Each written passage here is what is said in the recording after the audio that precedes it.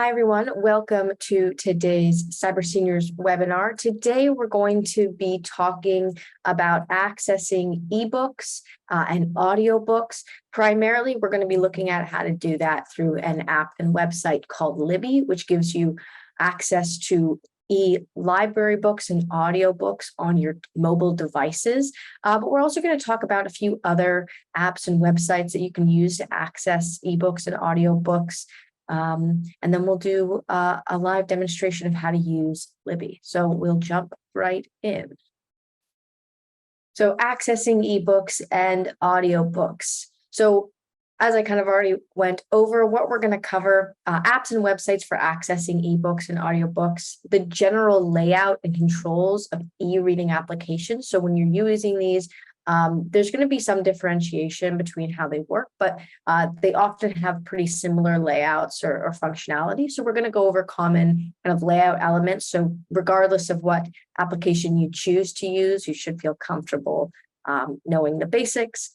And then how to actually use these apps to download and read ebooks. And we're going to look at Libby as our example of that. So what are the advantages of using ebooks versus reading an actual physical book? So first of all, they're accessible anywhere. You don't have to go into a bookstore or into a library or travel about to get access to these books. You can just access them from your devices. They have adjustable text sizes, so there's an element to them which is a bit more accessible because you can change how big or small text sizes are. Same goes for adjustable brightness, making the screen darker or brighter, depending and not straining your eyes. It keeps your page, so you don't have to, dog ear your page or worry about a bookmark slipping out because it always keeps where you were in the book. It's easy to turn pages with just the flick of a finger. No pages getting stuck together and having to, separate them. A lot of them also have read aloud features. So, if you get tired of reading, your eyes are getting strained, but you still want to continue on, you can use text readers to continue to have them just read aloud to you. They're environmentally friendly, right? You're not using a ton of paper because they are digital. They're affordable. Many are free, and sometimes they're cheaper than physical copies of books because, again, it's just a digital version of it. And a lot of them have features where you can search for words and phrases. So say you're looking at a book that you've read before and you're looking for a specific quotation or passage that you want to revisit. It's super easy to do that because you can generally use the search feature to actually search through the text of the book, which obviously is not possible with a actual physical book. Now, we also have to look at some of the disadvantages of ebooks. Some books are going to be unavailable digitally. Not all books are available as ebooks, specifically sometimes older books or books that maybe are not as popular might not be ebooks. So that's one disadvantage. Books cannot be sold or given away. So if you're the type of person who loves to read a book and then pass it along to a friend or a family member and have them read it too, that's not really possible. With this, you can't, pass it along. It also, it lacks the nostalgia of having a paper book. Some people just really like that experience, and that's a totally fair reason to stick to real books. And authors can edit ebooks after publication. So when you have, say, like republishings of books where things might be corrected or edited, right, you have the original copy. That doesn't change in your original physical copy. However, if you have an ebook, those changes generally can be made to the book that you already own. So you can see this as an advantage or disadvantage, maybe an advantage in a research book where new research elements are added, so things are adjusted, maybe a disadvantage when it comes to, again, that maybe nostalgia element. All right, so a few e-reading applications that we're just going to touch on quickly before we jump into looking at Libby, just to give you an idea of what's out there in terms of access points. So first of all, we have Apple Books. Then we have Kindle Books. We have Libby, which we'll talk about, and Google Play Books. So first, talking about Apple Books. Apple Books is going to be the pre-installed Apple device book option. So if you have a Mac computer, an iPhone, or an iPad, this application is pre-downloaded on your device, and it's only available on Apple devices. They do have many free books. Often these are older books that are, beyond copyright. So a lot of like Shakespeare and stuff like that, maybe older plays, older text. So there is a lot of free books. On this app, you can enable the things like voiceover using Apple's built-in accessibility features that they already have. And then they do have audiobooks on here too. So not only is ebooks, but they also will sell audiobooks. They have about 5 million titles available for download. That being said, Apple Books, you usually pay per title. So you're not getting free access to books. But if you want to use this method, you can use it and buy books. Again, this is the pre-downloaded book reading app on your iPhone, iPad, or Mac computer. So it's what you already have if you have it. And it's a good option if you're someone who wants to, buy those books. There's something about Libby that we'll talk about because it is a library app where you might get wait times on books. So, it's important to know what the paid options are in case there's something you're really wanting to get your hands on right away and you're not willing to wait for a book to come off hold. Now, the next one we have is Google Play Books, and this is the equivalent of Apple Books, but on Android devices. But not only is it available on Android devices, you can download this application on Apple devices. So though on all Android devices, that's smartphones and tablets like Samsung, LG, Lenovo, though it's pre-downloaded on there, this is going to be like your native ebook, audiobook reading app. You can download it on Apple devices. It's accessible there. This is accessible on computers as well through the internet browser. So not as a downloadable app, in fact, but to go to the Google Play website, and then you can access all the same titles from there. So again, available across devices and across operating systems. Again, just like Apple Books, there are many free books. Often these are going to be older titles, ones that are out of their copyright and stuff. So you can access those. It does come with book narration, so they can read books aloud. That is built into the functionality of this app. So again, a great accessibility feature there. They have around the same amount of books that Apple Books does, about 5 million books available for download. Again, this is a pay per title kind of situation. And they should also have audiobooks on here as well for download. So again, you're using another app, a title isn't available because you're maybe using a library version of this app on hold and you do want to buy a digital version of a book. This is an option specifically if you're on an Android device, doesn't require you to download any new application. It's already installed on there. Now, Kindle Books is again available across platforms, so on Apple and Android devices as well as on computers, regardless of their operating system. Also has many free books, probably going to be some older titles. This is the ebook application whole ecosystem that's owned by Amazon. So if you have an Amazon Prime membership, you may have a couple other extra free books available through that. So there's a connectivity of that ecosystem. If you're already like an Amazon user, this might be a bit more accessible because it just ties into your pre-existing Amazon account in terms of purchasing books, subscribing to things and stuff like that. It has a lot of books and has the option to do narration as well. They also have audiobooks on here, I believe, and they have over 6 million books available for download. So they have a slightly larger library than Apple or Google Books does, since this is, kind of the original purpose of Amazon in the first place was selling books. Kindle is a bit ahead of the game in terms of what they have access to versus Apple and Google. This is also attached to Audible. So you may have heard of Audible. Audible is an audiobook specific app, and this is owned by Amazon. So it's again kind of in that sphere. These things are all connected. So again, you can I think get access to some free stuff through part of a Prime subscription, but also you could tie in a subscription to something like Audible, which generally works more on a subscription model rather than a pay per title model. to an Amazon account. So again, if you're already in that ecosystem, you like it, you've used it, you feel comfortable with it, this is an option when it comes to buying or paying for ebooks and audiobooks. Again, available on Apple and Android devices. You can get one audiobook per month with one extra within recommended selection for books with basically their base level subscription model. You can get access to a lot of deals and discounts a lot of the time. They have over 200,000 audiobooks available for download, and it's really easy generally to switch between listening and reading a book by itself in Kindle books. So, if you have the audiobook and the ebook option, really easy to kind of jump back and forth between reading and listening. So something then to consider too with that.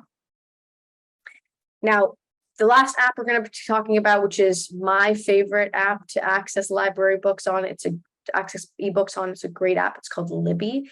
So some apps connect with your library account and let you read for free. Libby is one such app.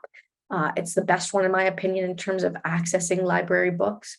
And Libby is available for download on all smartphones, tablets, so available across the board. And it's also available on computers via their website.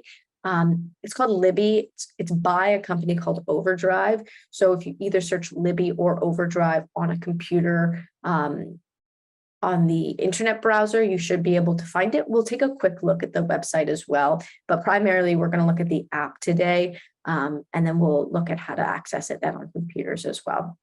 But this is a great app. Basically, how it works is you connect it with your library card. It connects you to your library system. So New York Public Library, you'll put that number in, you'll get access to the New York Public Library catalog. It does work like a regular library. So books there's a certain limit to how many books can be lent out. So you might have to put holds on books, right? There is a return by date. You only have a book for, however long you could take out a book from the regular library. So it works the exact same, just in digital format. But it's on your tablet and on the go. So that's what we're going to be looking at in terms of our e-reader today. Now, with any of these, you will have to download some of them. Obviously, I said that if you're on a Apple device, Apple Books is already on there. If you're on an Android device, Google Play Books is already on there. But if you're looking at Kindle or you're looking at Libby, you will have to download these apps. So going to the Apple App Store, the Google Play Store, or if you're looking for the computer version of these apps, the Windows Store, if you're on a Windows computer. You will have to download them to get some of them. But right now we will look at Libby.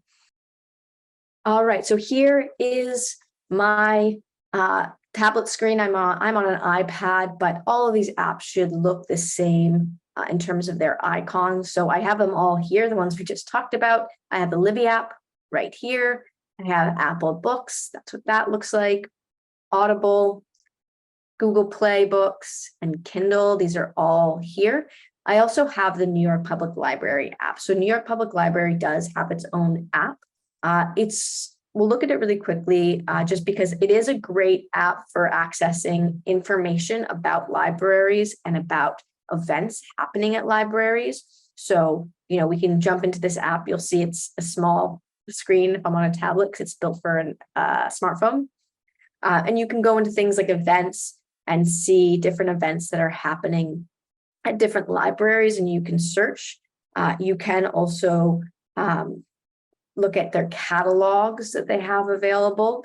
And so it's a great app for figuring out information about maybe specific libraries and about events. When it comes to actually getting access to ebooks and audiobooks, I generally think that Libby is a better option. So you can use this to a degree to access some library resources.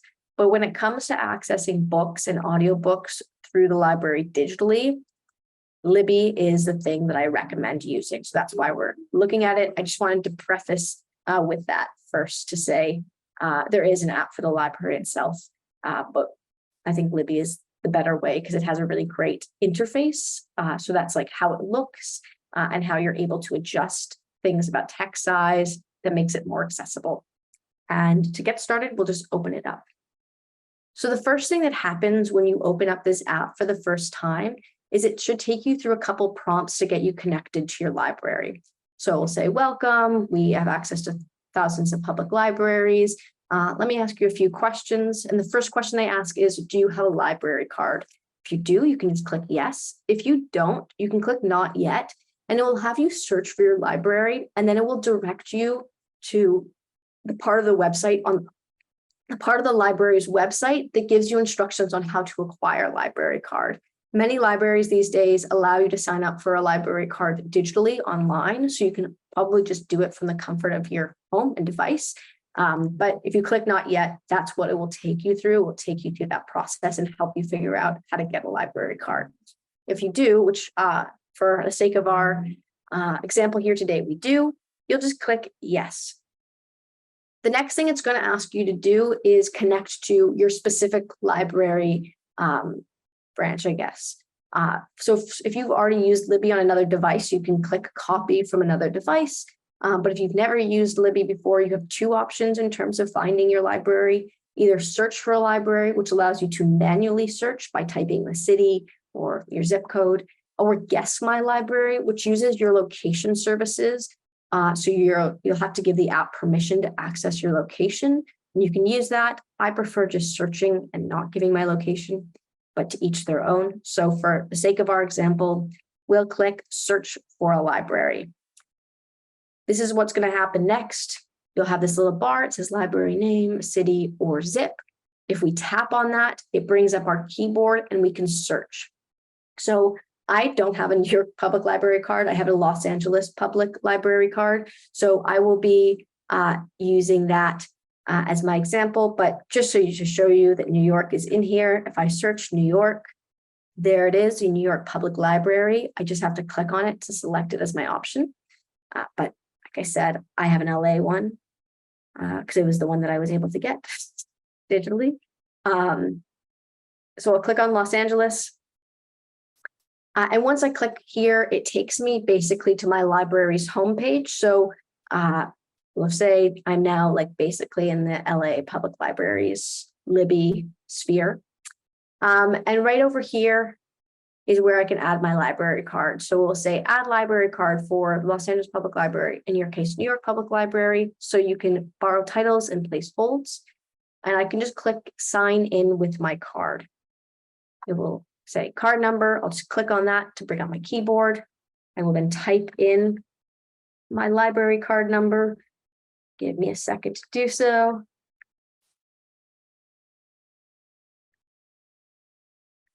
And then I'll click next.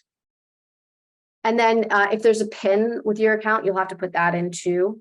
So I'll put in my PIN. And then I just click sign in.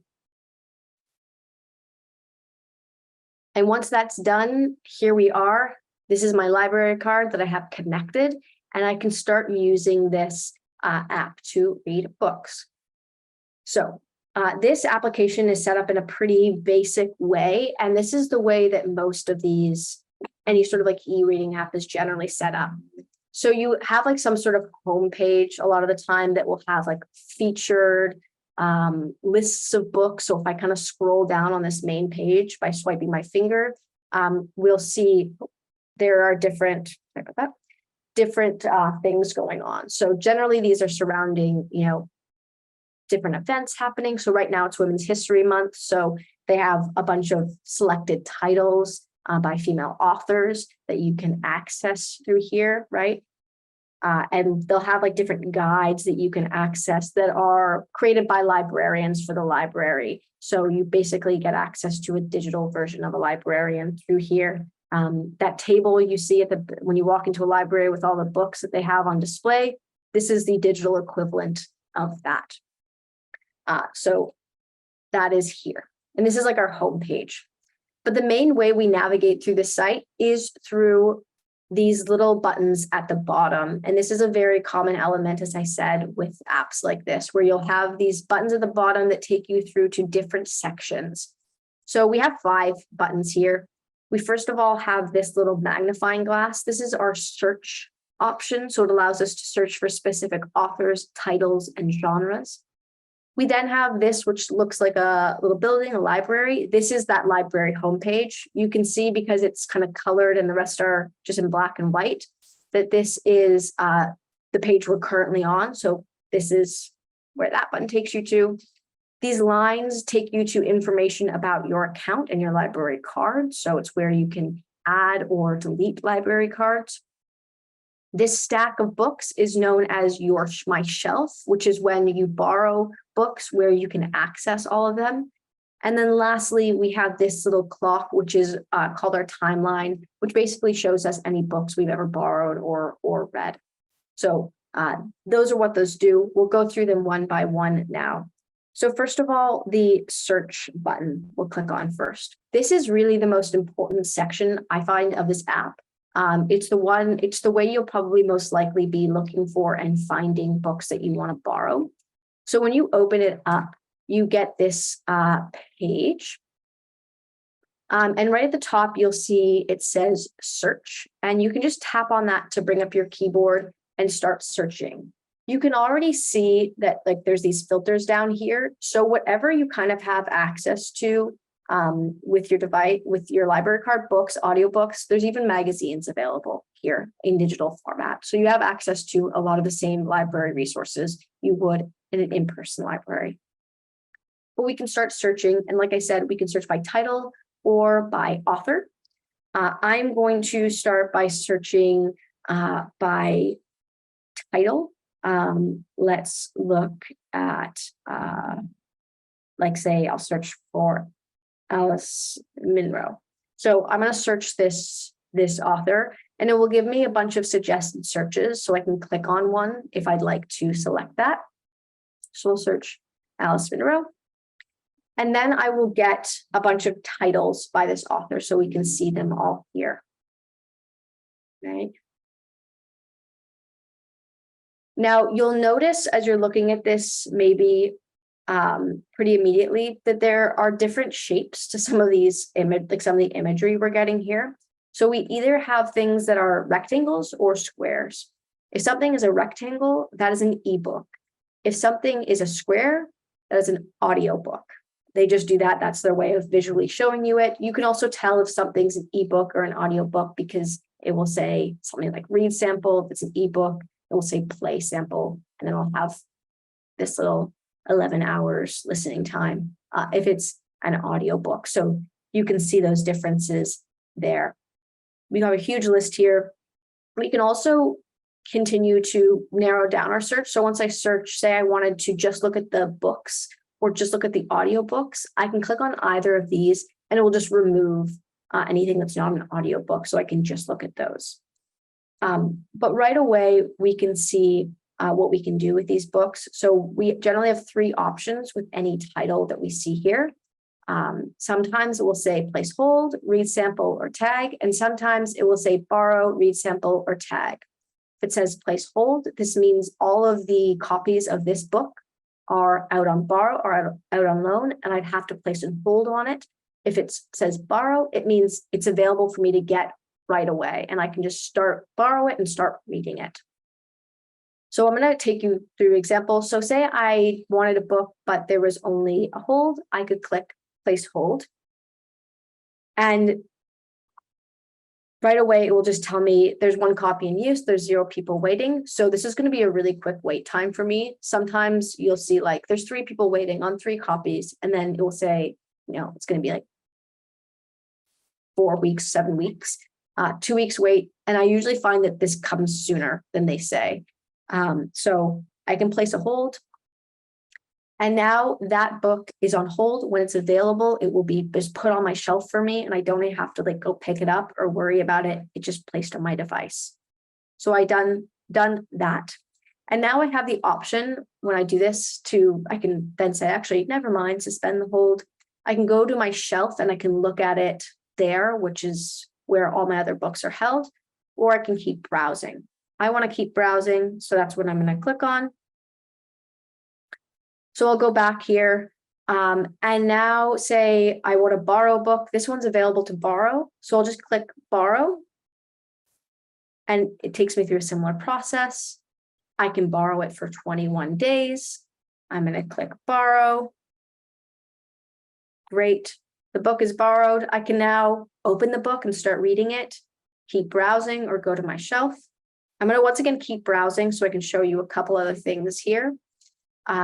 We also have the option here, like I said, to read or listen to a sample. So if you click on read sample or listen to sample, it just opens up the book and then it kind of cuts you off after like 10 or so pages. So this is a great way just to start reading. If you're curious about a book and you're not sure if you want to, waste one of your holds or one of your loans on it yet, you can come in here and start reading a bit of it just to get a sense of it. And then once you're done doing this, you just have to click on the middle of the page and it brings up these options for you. And there's a back button in the top left corner and it takes you back. The last thing you can do with these options is to tag titles. So say you're interested in a title, but you don't want to borrow it or else place a hold on it yet. You can also click tag and you can tag it with different things. I just have these two. These are automated ones, but I can create a new tag and maybe, it's books my friend Angie would be interested in, because you're just trying to get an idea of things. You can use these tags in any way you see fit, however you want to use them. And then once you set one, it just puts a tag on it. You can see it right there. And the same goes for borrowing audiobooks. Let me scroll down and find one. Here's an audiobook. So it's the same practice here for placing a hold or borrowing. You can just, here's one. You can just click borrow and it works the same exact way that borrowing an ebook does. I borrow it, it's borrowing for 21 days. The limit is the same and I can do that. And again, I'm just going to go back to keep browsing. So that is how you search for and find books. Again, you can do this through this search option, but you can also find books, like we said, through this kind of home page. We can go to the guides, say I'm curious about Sister Outsider, which they have on their list. They'll have the librarian's, little summary of it and what they have to say about it. And you can, borrow it or open it or whatever it is. So this is another way that you can find books you're interested in. But once you have borrowed a book, put a hold on a book, they'll all be accessible from this little button here, the stack here. This is called your shelf or my shelf. And here we see all of the titles that we had. So at the very top of the page, you'll see some little boxes. So loans, this will show me all of the books I have on loans. Holds will show me any books I have on hold. And then tags will show me any tagged lists I have. Now, say I put a hold on a book, this one, and then I decided, never mind, I'm actually not that interested, or I found it elsewhere, I don't need this hold anymore. I can go to this book that's on hold, and I can just click manage hold. And then if I wanted to, I could suspend or cancel that hold. So I'll just click cancel. That hold's no longer out. So whoever wants it next can have it. I'm off the list. Now, a similar thing can be done with the books that we have on loan. So we can manage all of our loans. So say I clicked on this one and I clicked manage loan. I have two options. I can return it early if I'm done with it early, which means the next person on the list can have it. When it comes closer to the due date of your book, this is not available yet, but in the last 5 or 6 days of you having a book on loan, you should also have an option to renew the loan. And if there's no one else who has a holdout on that book and no one's waiting for it, you can just usually renew that book for another 21 days. So you can always come back, and if you haven't finished the book yet and it's still available, just renew the loan and keep reading it. So you can manage stuff from there. But let's look at reading these books. So to read any of these books, we'll just click on the open or read with or on the title. And I can click, let's look at this Dear Life one as an example. So I'll just click on it. The one good thing about Libby is if you do use something like Kindle, it is connectable through Kindle. So you can read it on like a Kindle device through your Libby thing. So sometimes when you're first reading a book, it says like, how would you like to read it? If you just want to read it on your current device, just click Libby, this app. It's the one kind of off weird thing that happens here, but I'll just click that to open it. So here I am in the book now. I can literally just start swiping through to read this book. So I'm just swiping across my page with my finger. And here is the book.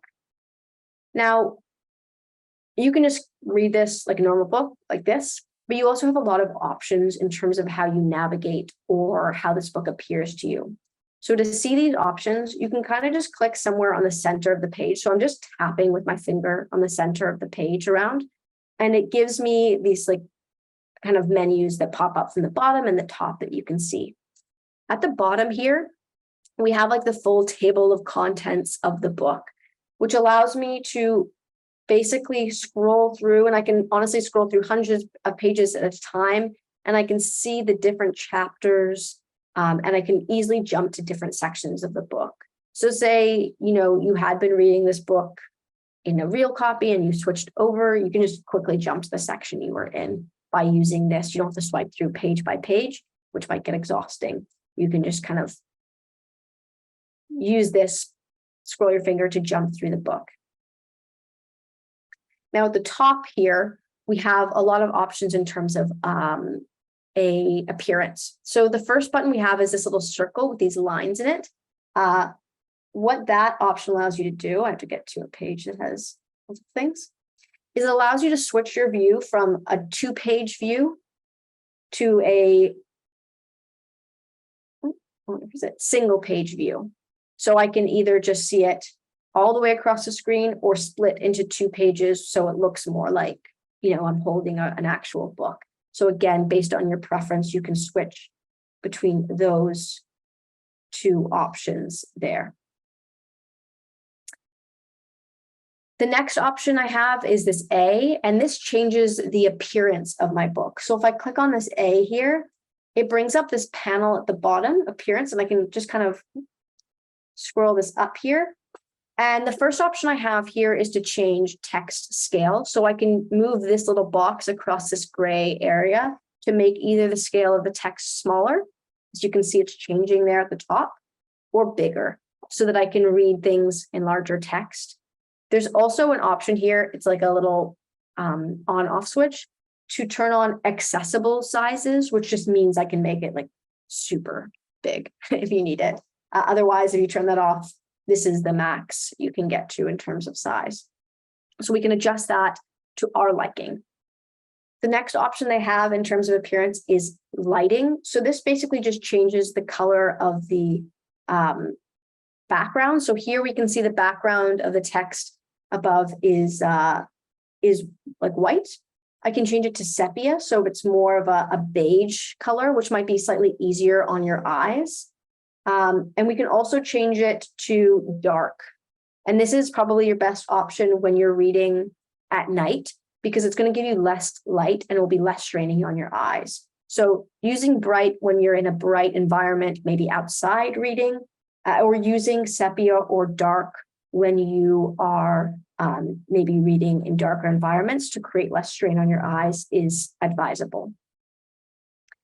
And then we have some other things. We can turn on or off what's called publisher default. So this book has been adjusted to fit a tablet screen, but we can turn on or off publisher default. And this shows us how it is in actual print. So I don't suggest it because it's often too small and it doesn't really work, but you can turn that on or off.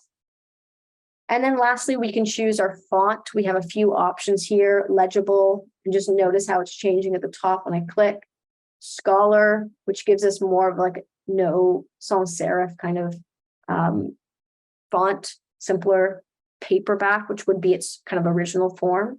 And then open dyslexic, which is a type of font that is makes it easier to read if you have dyslexia. My screen's being super slow today. but you can use that font as well. So you have an option between these to choose. I'll go back to the publisher default. And then we can just swipe this down to swipe it away. So the last two options we have here in terms of like navigating are this magnifying glass, which allows us to search through the book.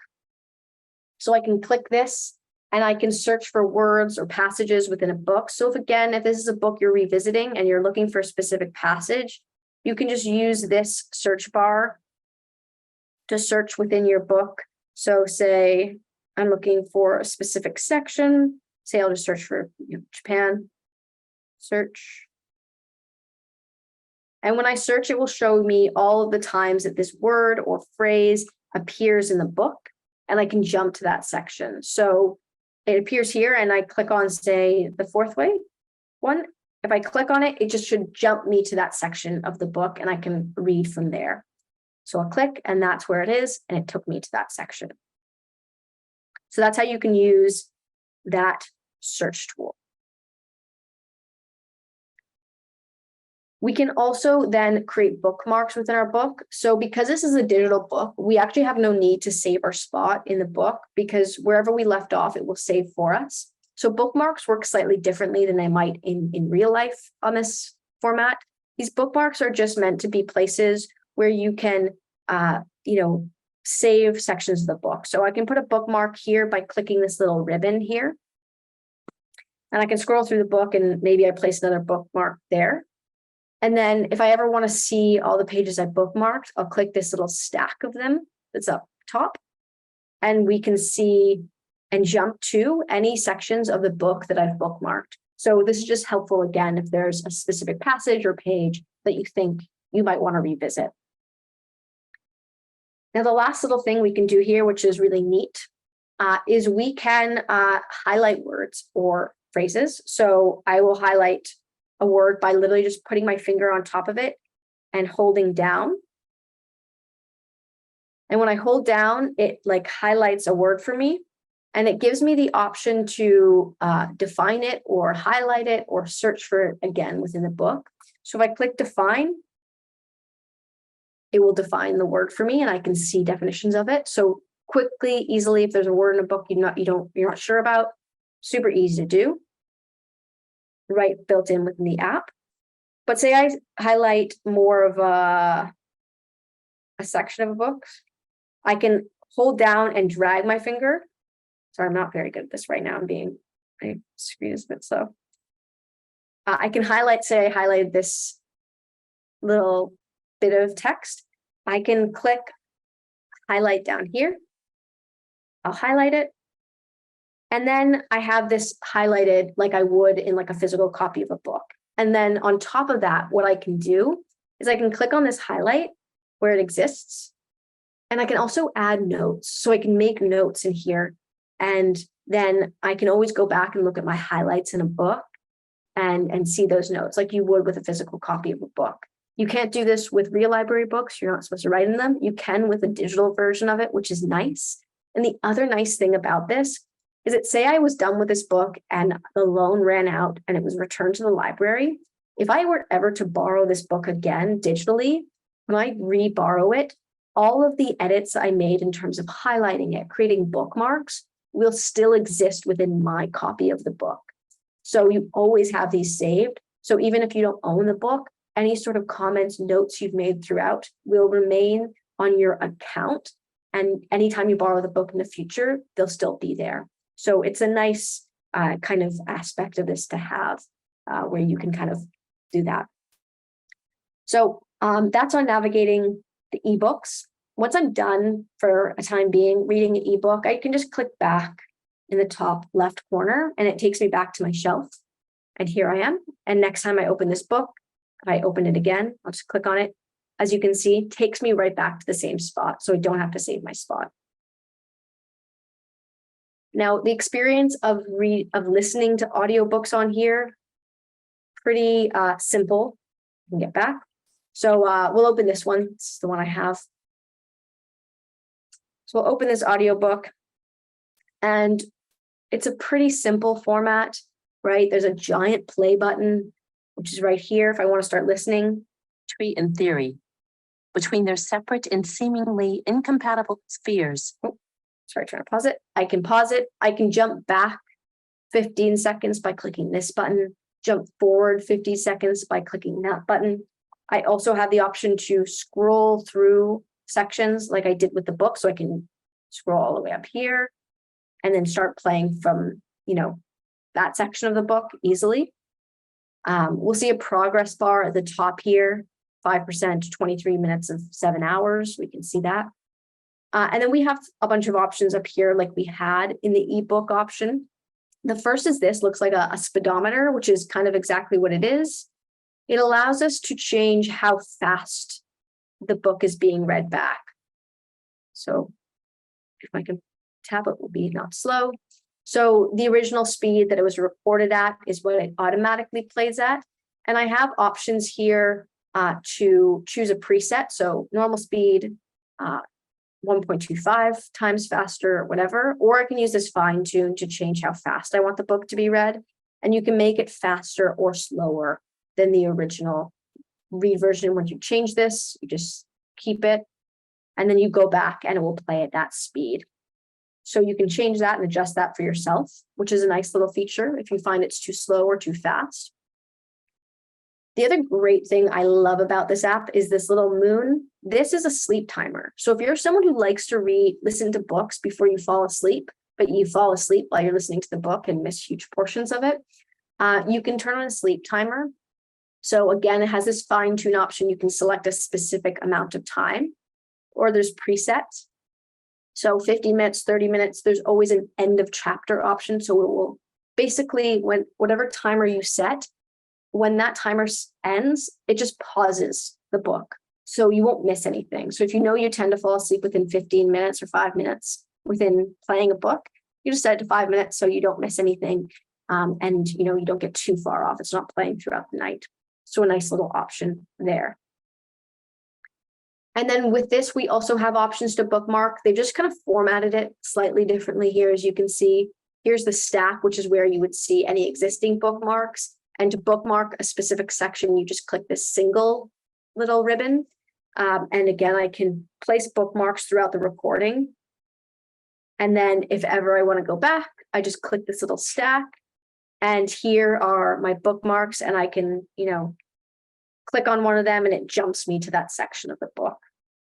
So we can create those there. And again, those get saved after you return the book, you borrow it again, those bookmarks will continue to exist on this book, even if you've borrowed it for a second time. So that's on listening to audiobooks on here. Again, when I'm done, I just click back and I'm back to this main area. Now, now that we've borrowed some books, we'll look at timeline. That's right down here. Like I said, this just shows you all the books you had or read. So you can kind of go back. It's a way just to see, oh, these are all the things that I've read throughout the year. The timeline is just, I think, for your purposes. There's not really much else of a purpose for it. And then these 3 lines, or 3 lines here in the middle, this takes you to account information. So when you click on this, you'll see your libraries. You can add library cards. So say you're sharing your device with someone else and they also have their own borrows and books. They can add a secondary library card to here. You can also manage your cards, so delete cards if it's like an expired card and you got a new number. And you can change some settings here as well. So this is kind of your account management section of this book, of this app. So that's there for you. That's Libby basically at a glance. And as I said, this app also exists as a website. So here it is on my tablet, of course. If I ever want to access this on the internet, it's actually just a website called libbyapp.com. And I'll show you what it looks like. So this is just actually on my computer here. This is the website. It's the app copied onto a website. And it takes me through the exact same process that the app did, and it works the exact same way. So you can see it's the exact same thing here, just on a computer instead of a tablet or phone. So you can access that here as well. Again, it's libbyapp.com, and I'll put that in the chat for anyone who might want that. As I said, there's a lot of common elements to how these apps tend to look. And I'll just talk to what those are. They most always have those tabs at the bottom. They may have different words for how they describe certain sections, but when you're navigating one of these apps, it almost always looks like my library or my books, and then there's a search option.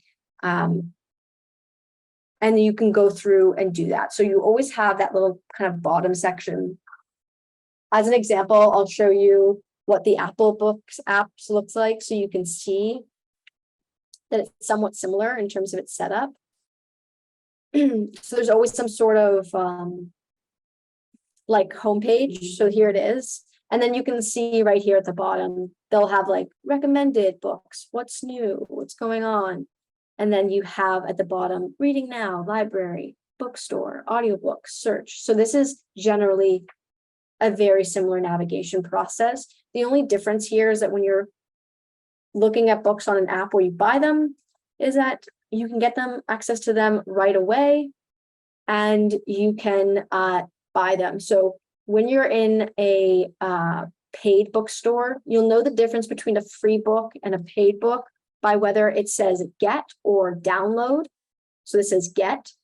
And if there's a dollar amount, that means there's a cost, and that's the cost associated with the book. So you can find some free books on here. Honestly, it's a lot of, in my experience, like Shakespeare, that's free.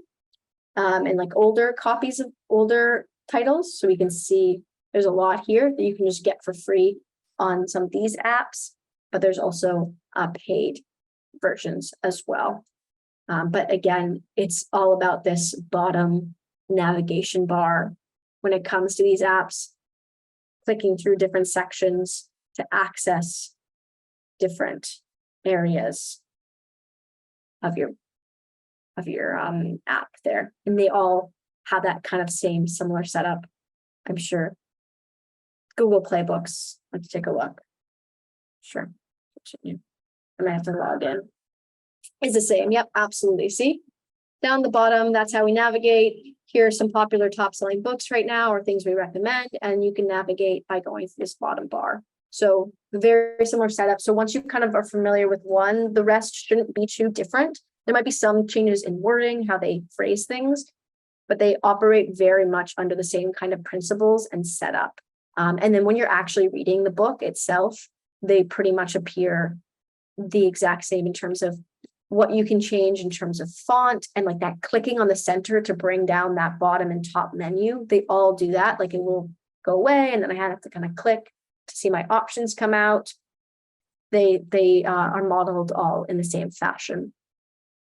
Thank you so much for listening. If you'd like to learn more about this or learn this lesson with one of our Cyber Seniors mentors, you can always visit us at cyberseniors.org or call us at 1-844-217-3057 to register for a one-on-one and get extra help with any of your devices, whether it's to do with what we learned today or with other topics you might be interested in. All right, have a lovely day, and I hope this was helpful.